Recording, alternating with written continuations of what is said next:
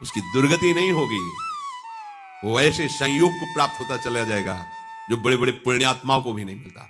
अभी भजन प्रारंभ किया केवल बस, और भ्रष्ट हो गया। उसकी वो गति होगी जो बड़े बड़े पुण्यात्माओं की भी नहीं होती। जो भगवत आश्रय लिए हुए है, नामे भक्ता प्रणश्यति। ना से एक बार बोला आपने राधा, एक बार भी, चाहे जिस भाव से बोला, और जब आप मरोगे वही यमराज स्वरूप है, वही धर्मराज स्वरूप है। धर्मराज बड़ा शांत गंभीर स्वरूप, महान वैष्णव। यमराज बड़ा ही विकराल रूप, पापियों के लिए यम है और धर्मात्माओं के लिए धर्मराज है। उनके रजिस्टर में जितना सब कुछ भरा हुआ है, एक राधा नाम बोला, राधा। अब सामर्थ्य नहीं है उनकी कि एक नाम का हिसाब कर सके, क्योंकि महान वैष्णवाचार्य हैं वो भी। द्वादश वैष्णव में महाभागवत में श्री धर्मराज जी भी आते हैं। वो प्रभु के नाम की महिमा को जानते हैं। एक बार तुम्हारे जीवन में यदि नाम लिख गया है, किसने बोला था या सुना था, तो दुर्गति शब्द तो खत्म हो गया तुम्हारे जीवन का। विश्वास करो, ये दुर्गति शब्द नहीं रहेगा।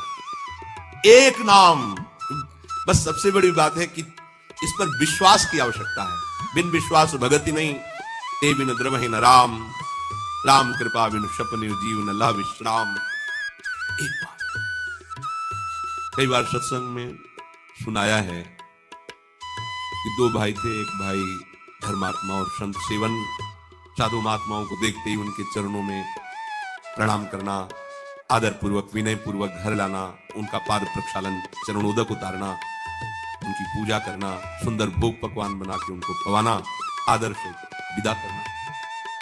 उनका जो भाई छोटा था, शराब पीना, मांस खाना, गंदे आचरण करना और अपने भाई का भी विरोध करना, साधुओं को देखते ही गाली देना, ऐसा। दोनों की अपनी अपनी वृत्तियां। बड़े भाई को अंदर से बड़ा कष्ट, एक ही गर्भ से पैदा हुए हैं, पर कैसा ये असत आचरण करता है। कब इस पर भगवान की संत के द्वारा प्रेरित होकर 2 बार तुमने राम राम कहा। बोलो तुम इसका क्या सुख चाहते हो? जो चाहोगे तुम्हें प्राप्त हो जाएगा, फिर तुम्हें नरक भोगना पड़ेगा जो पाप कर्म किए। संत की वाणी अमोघ होती है। उस समय भी उसकी स्मृति में आया कि बेटा इसकी कभी कीमत मत लेना। बच गए, नहीं तो पहले हिसाब अगर मिलता तो हम समझ ही नहीं पाते। पहले तो हिसाब ना, तो मुझे पता तो होना चाहिए कि इसके बदले में क्या दे सकते हैं आप। नाम के बदले में आप हमें क्या दे सकते हैं भाई? कीमत तो हमें पता हो तब हम हाँ बोले। हमें पता ही नहीं इसकी कीमत क्या है, इसका सुख क्या है। हाँ, पर इसकी कीमत हम तो नहीं बता सकते हैं। त्रिभुवनपति देवराजेंद्र हैं, ध्यान किया देवराजेंद्र तक कहा। कैसे धर्मराज जी? समस्या है, ये पापी है, पूरे जीवन अत्याचार दुराचार करता रहा, संत से प्रेरित होकर 2 बार राम राम बोला। अब ये कह रहा है कि इसकी कीमत क्या है, क्योंकि इसका फल देना पड़ेगा। प्रभु के नाम का फल, ये तो हमारी सामर्थ्य नहीं कि हम इसका। सृष्टि विधाता भगवान ब्रह्मा जी, तो उनको तो बुला नहीं सकते, क्योंकि परमेष्ठी पद में इनको जाना पड़ेगा, वो बड़े पद के हैं। धर्मराज जी, देवराज जी ब्रह्मलोक पहुंचे। बीच की बात की जब कहा उनसे कि जीवात्मा से चलो साथ, कहा? बोले हम लोग तो निर्णय नहीं कर पा रहे, ब्रह्मा जी करेंगे। वो ऐसे थोड़ी जाएंगे, वो बहुत चतुर। उनका पालकी लाओ, उस पर बैठ के जाएंगे। उसकी पालकी में एक तरफ देवराज इंद्र, एक तरफ धर्मराज। बोले जितने तुम्हारे भयावने दूत है ना, ये हमारे सामने भी नहीं आने चाहिए। शासन कर रहा है, 2 बार नाम सब। ब्रह्मा जी ने कहा कौन सी लीला हो रही है भाई, कौन सा महाभागवत आ रहा है इतने सम्मान से?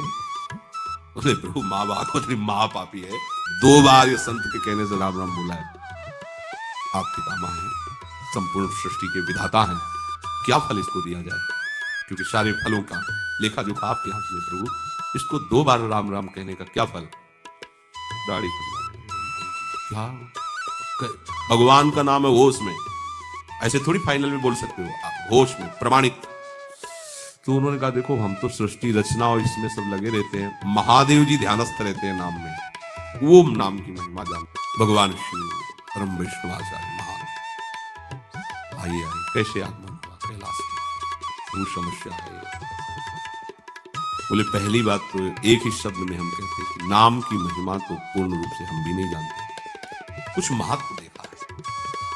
जैसे रा कह के हलाहल विष और माँ कह के, या गले में कोई चीज रोकी थोड़ी जाती है। गला एक ऐसी जगह है, जरा सा भी कुछ चला जाता खो खो खो खो, जब तक वो निकल नहीं जाएगी तब तक वो, देखो ना किसी पूरा विष जो समुद्र मंथन से निकला, रा और माँ आज भी गले में विराजमान है और नीलकंठ से भगवान का नाम संबोधन किया जाता है। उसी के कारण बड़ी महिमा नाम की वर्णन की, पर बोले पूर्ण रूप से क्या नाम का फल है, असमर्थ है महादेव जी। अभी तो पूरे त्रिभुवन के बड़े बड़े अधिकारी महापुरुष जन हैं, भगवान की महिमा के सब ज्ञाता हैं, इनसे बड़ा कौन हो सकता है। अब हुआ कि आखिर निर्णय क्या किया जाए कि क्या है भगवान के नाम का फल, और भगवान से पूछ लिया जाए। चलो शाकिरपुरी, जैसे भगवान नारायण हरि लक्ष्मी जी के साथ वैकुंठ में विहार करते हैं अपने दिव्य पार्षदों के साथ, ऐसे ही भगवान रघुनाथ जी सिया जी के साथ अपने परिकर के साथ साकेत बिहारी हैं।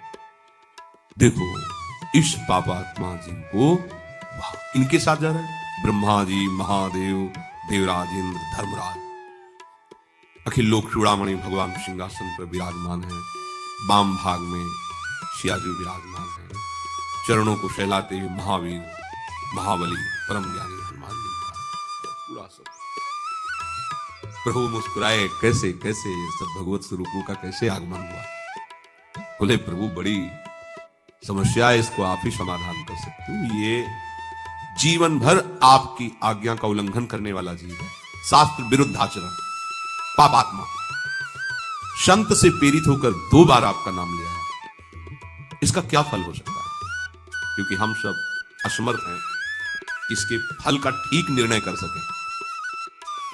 भगवान ने कहा उठा के हमारे पास लाओ, तो गोद में बैठा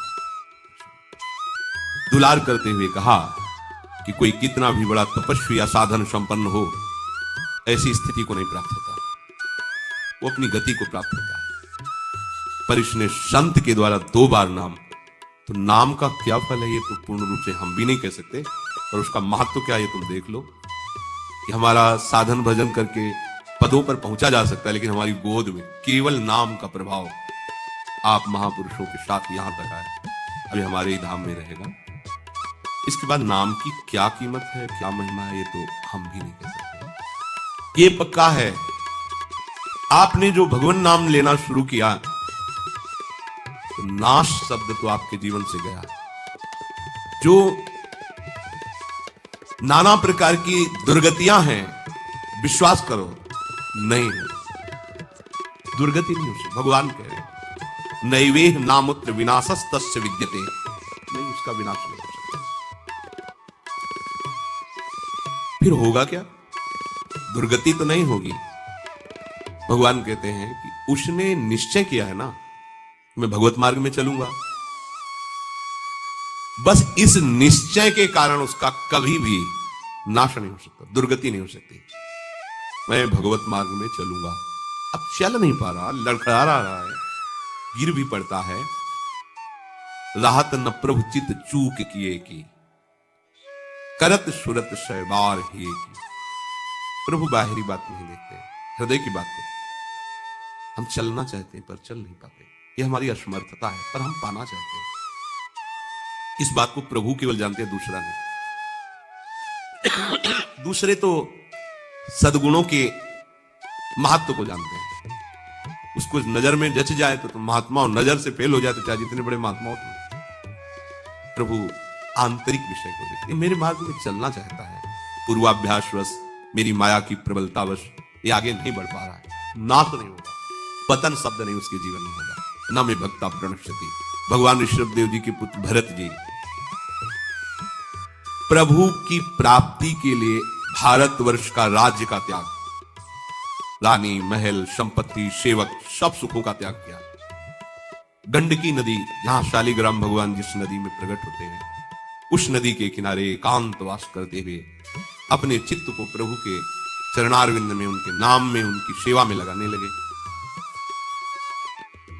एक दिन वो गंडकी नदी में स्नान करके सूर्य अर्घ देने ही वाले थे कि देखा एक हिरणी जो गर्भवती थी, वो जल पीने के लिए आई थी, पीछे से सिंह ने दहाड़ मारी, घबरा गई वो, एकदम छलांग लगाई।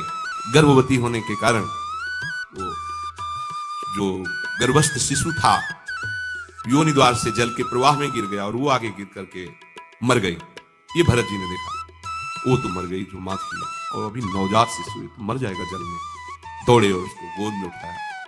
वैसे ही सुंदर होता है हिरण का शव। अब लाए और उसको दुलार कर 2-3 दिन में वो चलने लगा। अब पूरी दृष्टि उस पर, कहीं कोई भेड़िया ना खा जाए, कहीं कोई सिंह ना खा जाए। नहीं नहीं, ये मेरी शरण में है, इसका कोई नहीं है। अब उसको गोद में ले हुए कुमल कुमल घास लेके इसको पवाते हैं।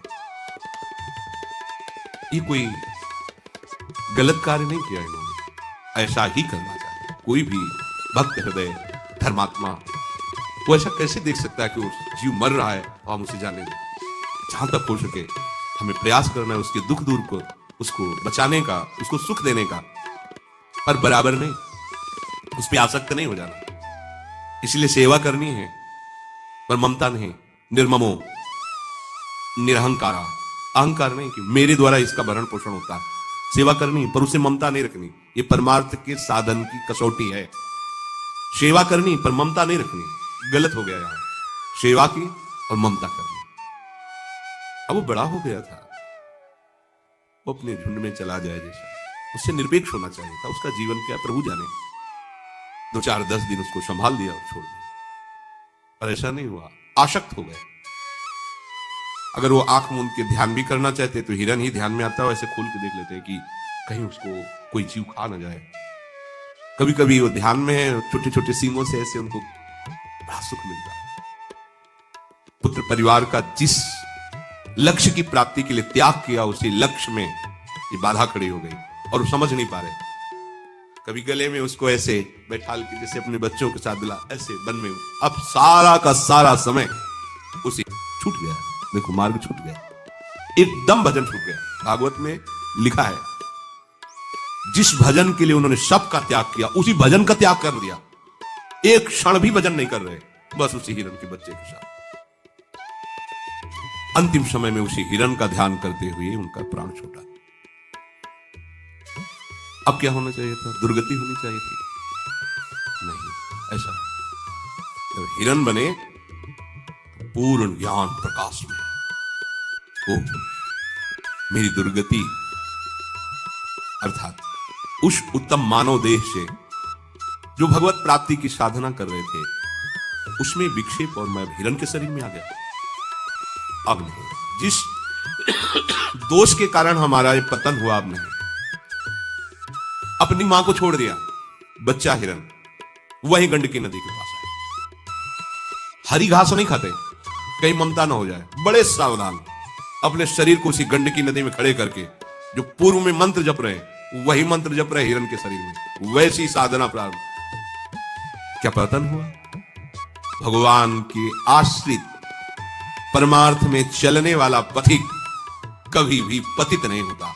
जो बड़े बड़े परमहंसों की स्थिति होती है, हिरण की स्थिति है। गंडकी नदी में शरीर को खड़ा किए, मंत्राकार वृत्ति, हरी घास भी नहीं, सूखे दृढ़ पत्ते खाते हैं जिससे राग ना हो जाए। शरीर छूटा, अगला जन्म ब्रह्म ऋषि के रूप में हुआ। कोई साधना नहीं करनी पड़ी। ब्रह्मबोध संपन्न महापुरुष, ज्ञान की ऊंची भूमिका में स्थित जड़ भरत के रूप में। भजन का क्रम नहीं नष्ट हुआ, साधना नहीं रुकी। ये मार्ग ऐसा नहीं 100 बार बोला है तो अब 101 बार शुरू होगा, 99 नहीं होगा।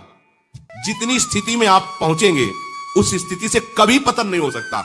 सुरक्षित बैंक है ये भागवती, और ये आपके पास है। बताया दो नाम बोले थे, हिल गया पूरा सिस्टम ब्रह्मा का, निर्णय नहीं कर पाए। और आप अब इसमें सावधानी ये रखनी है कि हमारी बुद्धि के नकारात्मक सोच में ना जाए। 2 नाम से काम चल जाएगा तो शाम के बोल देंगे राधा राधा, दिन भर दुराचार करेंगे। ऐसा जिस नाम की इतनी महिमा है, हम उस नाम को कभी छोड़ेंगे ही नहीं। हम ऐसे मार्गों का क्यों चयन करेंगे जिसमें हमें आनंद की अनुभूति ना हो? हम लोग क्या है कि अपने मन बुद्धि को नकारात्मक सोच में ले जाते हैं, प्रतिकूल ले जाते हैं कि जब इतनी महिमा, एक बार ये पाठ कर लेंगे, एक बार ये नाम ले लेंगे और खूब खुला जो मनावे सो पापाचरण करो, क्योंकि भगवान कहते हैं आम तो आम सर्व पापेभ्यो मोक्षयिष्यामि मा शुचः, मैं तुम्हें पवित्र कर दूंगा। फिर ऐसे करने में बात तो बनेगी ही, प्रभु तो बनाएंगे ही, पर दंड